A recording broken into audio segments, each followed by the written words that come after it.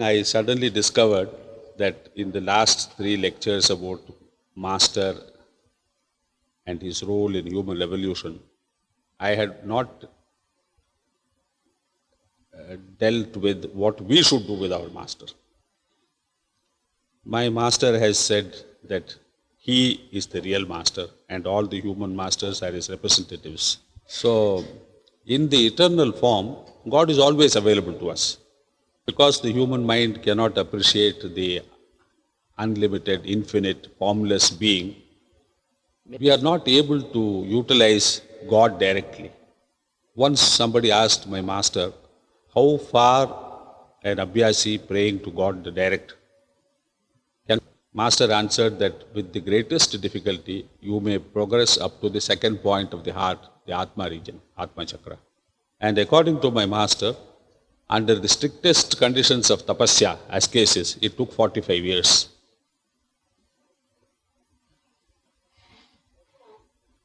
And the more interesting thing is that to go from the second to the third point would take 45 times that. That is about 2,250 years.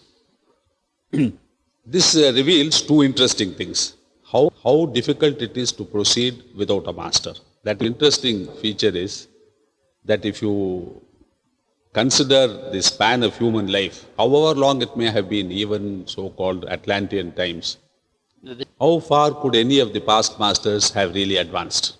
This is something we should all think about.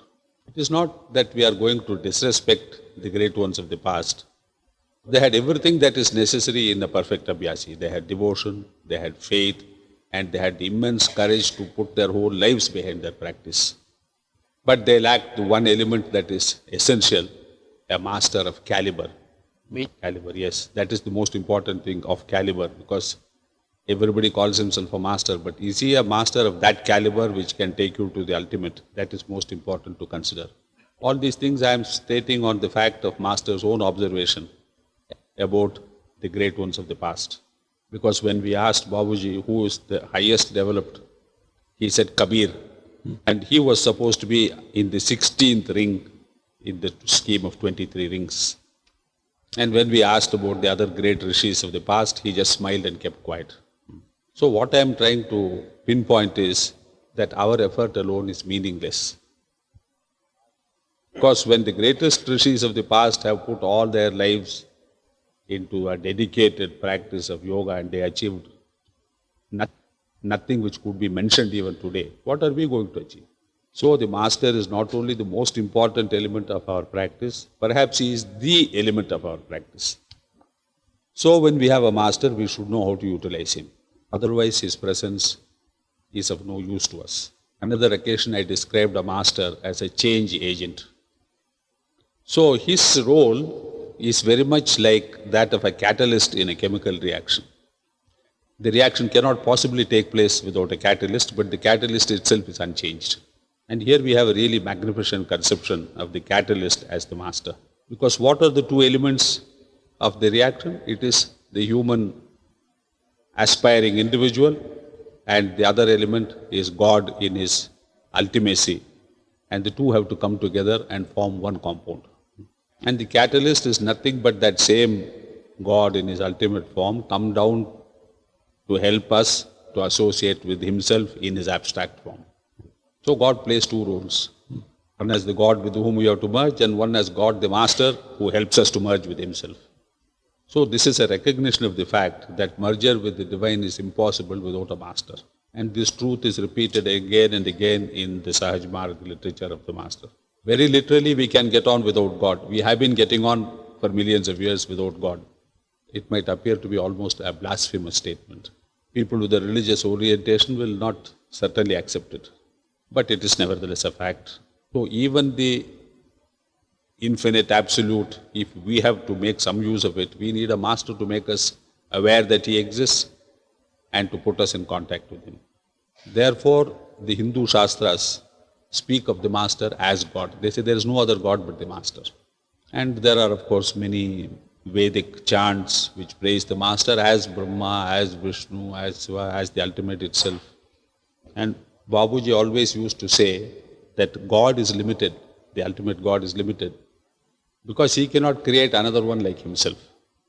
So this was not a joke. Babuji used to laugh when he said this, but it was not a joke.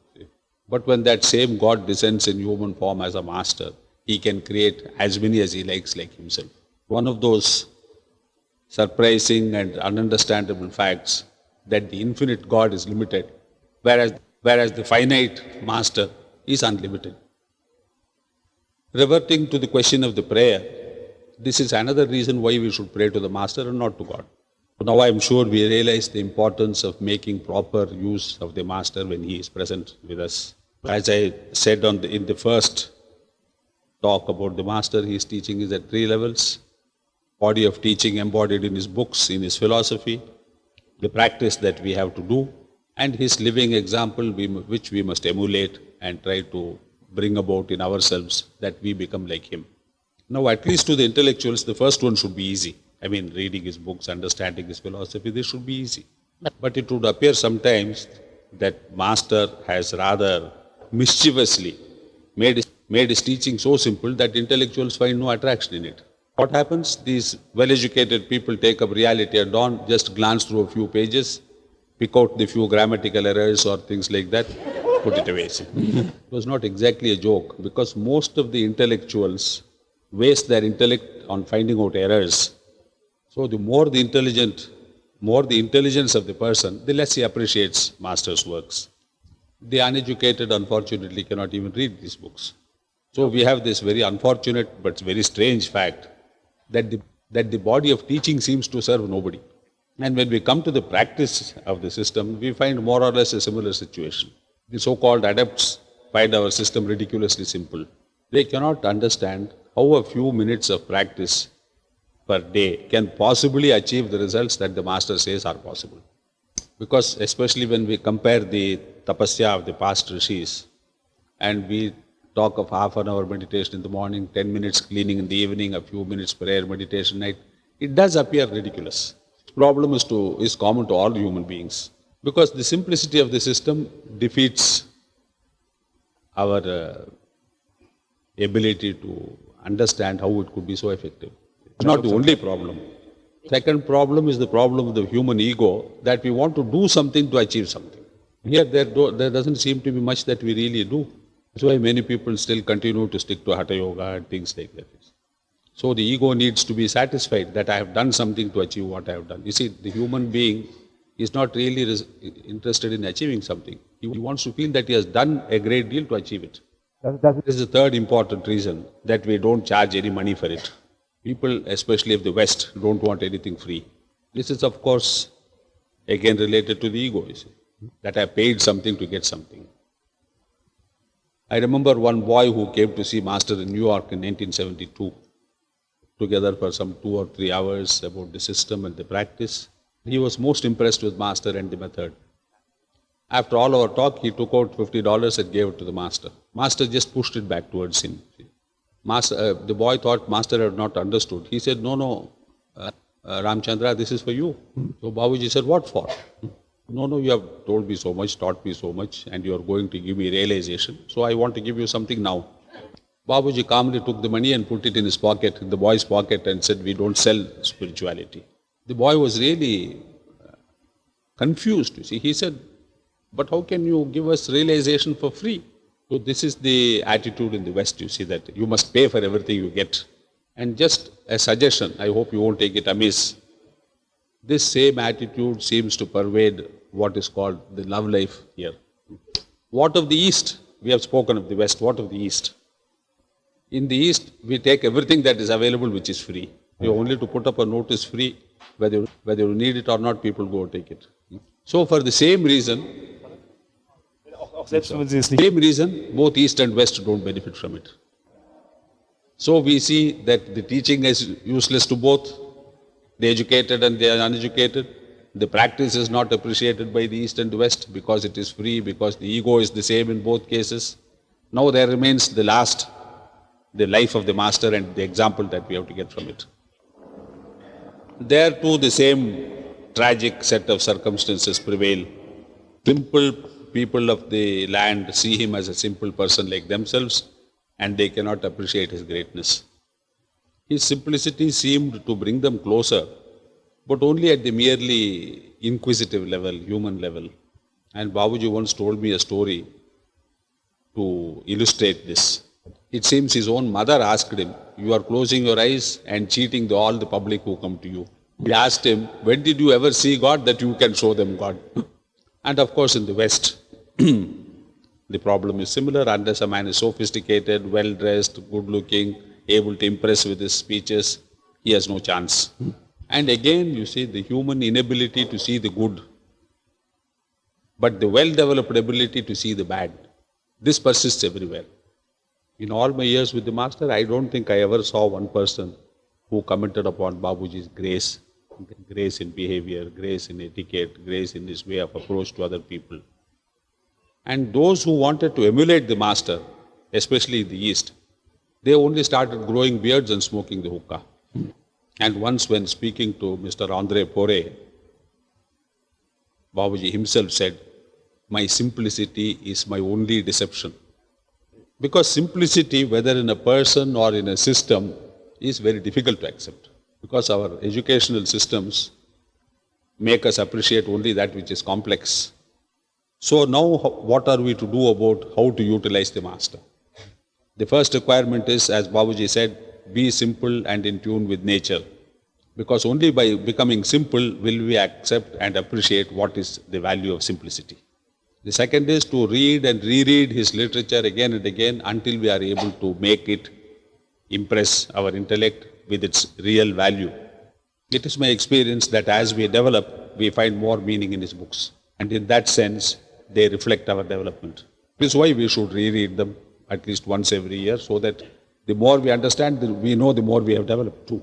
By Master's grace, a day will come when we understand it totally and we know we have become like the Master. The second thing is the practice. We must do it however difficult it is. Like any practice, it is difficult in the beginning, but when you can practice it perfectly, you know you are a master now. It is important to recognize here that both the teaching and the practice are only like ladders to help us to. And when we have come to the top, the ladders have no more use for us. Whenever Babuji said, books are useless, knowledge is not of much use, he said it from the top. When we reach that level, we will also find that they have not much use for us. The third and most important element is the Master himself, his life, his example. In a very real sense, we can do without the other two, but we cannot do without this.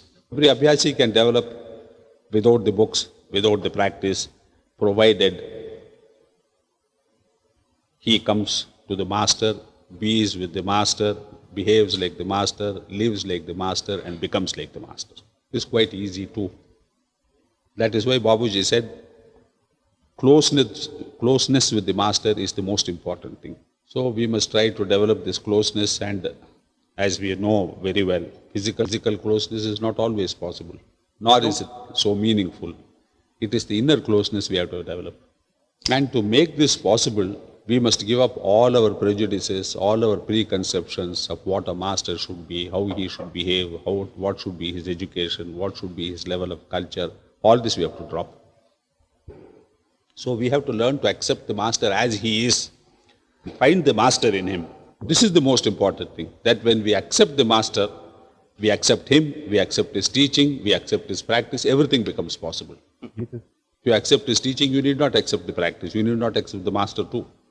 For even among the thousands of Abhyasis of our mission, we find there are many who accept his teaching, there are many who accept the practice, but most don't seem to have accepted the master himself because they have some reservation or other somewhere in their mind. So what is the secret of success in utilizing the master for our absolute total benefit? Total acceptance of the master. And you will find how easy and how natural this is.